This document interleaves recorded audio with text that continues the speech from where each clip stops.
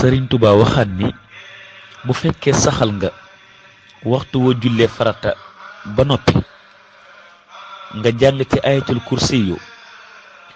nee na li lay tee dugg àjjana lenn dong la mooy dee rekk moo dox sa diggante ak dugg àjjana wa kullu man bu'aydi kulli fardi yaqra'uha faja bi xayril xardi id lam yakun yamna'uhu min adduxul li jannati llahi siwa mawtin yasul nee na ku saxal waxtu wu jullee farata ba noppi nga jàng benn ayatul kursi yu lenn rekk dox sa diggante nga dugg àjjana mooy dee waaye waxtu woo deewee rek am na ñu wax ni sax booy sukkuraat rek la la yàlla di tàmbalee woon sa kër ci àjjana ngay jàkkaarloog moom. lixlaas nag muy xul wallahu ahad boo ko jàngee benn yoon mel na ne alxuraan bu doon ñetti xaaj la jàng benn xaaj ba boo ko jàngee ñaari yoon dana mel ne alxuraan bu doon ñetti xaaj la jàng ñaar ya boo ko jàngee ñetti yoon nag moom lixlaas danga mel ne jàng kamil bépp wa suratul ixlaas yaa iqwaani taadilu aydan thuluthal quraani. Sëriñ Tuubaa nag nee na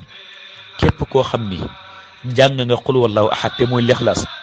ñaar téeméeri yoon ci bés sunu borom danga lay jéggal bàkkaar yi juróom fukki at dana mel ne dangaa dund juróom fukki at yoo xam ni danga ko mooy yàlla ci juróom fukki at yépp bàkkaar yaa nga cey def bàkkaar yu toll noonu ni yàlla dana la ko jéggal yow mi def ñaar téeméeri xul wallahu ahad ci bés yàlla dana la ci jéggal bàkkaar yi 50 ans te mooy juróom fukki at. wax nañ ne bu fekkee li nga dund sax mu ci juróom fukki at bi nga def 200 yi yaa ngi am 18 ans sunu borom day génne 18 ans yi ci 50 ans yi lépp loo dundaat ci kanam lépp loo def mu jéggal la ko ba 50 ans yi di bat ci 200 yoo def rek ci xul wallahu ahad. waaye nag wax nañ ne bàkkaar yi nag bor yi bokk ci bor yi nga yoreel nit ñi moom fokk da nga koy fay ndax yàlla li dox sa diggante ak moom rek la lay fay la lay jéggal bokk waaye li nga tooñ mbindee fi moom mbindee fi rek la ko mën a jéggal. kon loolu yi rek ba tey bokkaat na ci njëriñul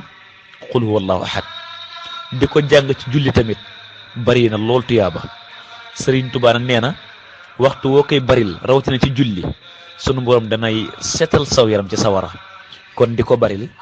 tuyaaba ju baree ngi ci. kataba rabbuka lakal baraa min naarihi fal tukkasiril qiraa. nee na képp koo xam ne nag ginnaaw ba nga jullee suba ba noppi wax nga xul wallahu ahad fukki yoon ak ñaar nee na mel nga ne ku jàng ñeenti kaamil te bis boobu yi nga defee loolu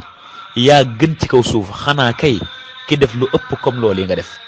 fa kullu man qara'aha 12 bu'aydi subhin fa ka annama qara kulla alqurani 4 wa kana afdala ahli al ardi yawma xaana.